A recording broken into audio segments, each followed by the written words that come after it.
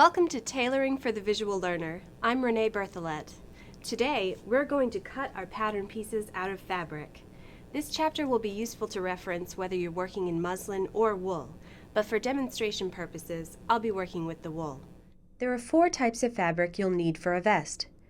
3/4 of a yard of wool, 3/4 of a yard of lining, 3/4 of a yard of wiggon or other interfacing, and 3/4 of a yard of silesia or pocketing. At this point, your pattern should be cut out and 7 times checked. Measure 7 times and cut just once. Make sure that your seams are the same length from side to side and front to back. The arm size should curve gracefully at both intersections, and no intersection comes to a point or divot. Before we lay out our fabric, let's go over some basic vocabulary. The selvage is the long, narrow woven edge of the fabric that prevents unraveling. The warp threads run parallel to the selvage. These threads are also referred to as the straight of grain. The weft threads are perpendicular with and interlaced to the warp.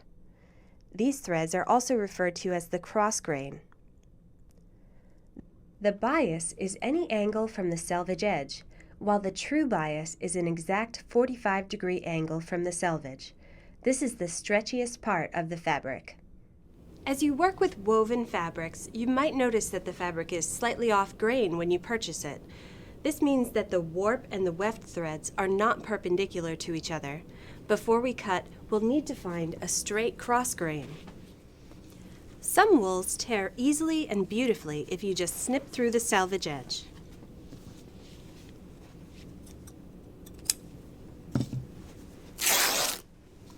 Other wools won't tear so easily, and you'll have to pull a thread to get a crosswise grain. Snip through the selvage and find one crosswise thread. Pull it as if you were gathering the fabric until you've reached the opposite selvage. If the fabric is loosely woven, you might be able to pull the thread out completely. If it is tightly woven, you'll need to pull the thread a few inches at a time. The missing thread will give you a perfect cut line. Once you've cut, we'll use the tailoring square to make sure that the edges are perpendicular to each other. Line up your tailoring square with the corner of the fabric. If the fabric is not squared, pull the fabric on the true bias, in the direction that it needs to be straightened. Pull firmly until the corners form right angles, then continue pulling through the length of the fabric.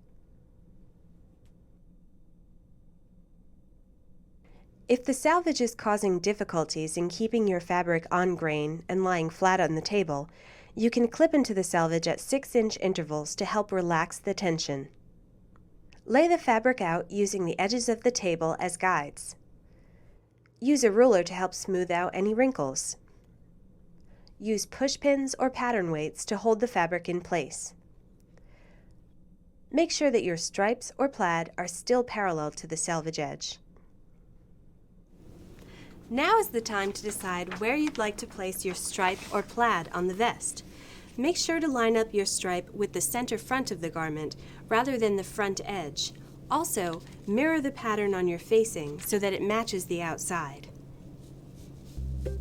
Place your pattern piece on the fabric and measure from the top of the grain line to the selvage. Adjust the bottom of the grain line so that it is the same distance from the selvage. Longer grain lines on your pattern assure higher accuracy. Traditionally, tailors cut their patterns on folded fabric and mark with thread called Tailor Tacks, a loose running stitch through folded layers that are then snipped. We're going to mark our fabric with chalk to indicate the stitching lines, since that's what most people are familiar with. I'll use a bright color so you can clearly see my lines. Use a colored pencil or chalk that easily wipes away to mark your fabric. Use your fingers to hold down the pattern as you move the pencil. Create nice, clean lines that you have to work a little bit to see. You don't want these showing through the fabric. Trace around the perimeter and then your interior markings. Then, mark your seam allowances. Since we've already done a fitting, you can make the seam allowance 1 inch all the way around. If you are doing a second fitting, you can add more at the hem, front edge, and side seam. Once you have all your pieces marked, go ahead and start cutting. Use these same guidelines for cutting out your facings and linings. If you're making welts, don't worry, there are precise instructions for cutting out those pieces in the pocket chapter. The next step is to interface the vest fronts, but for now, happy cutting!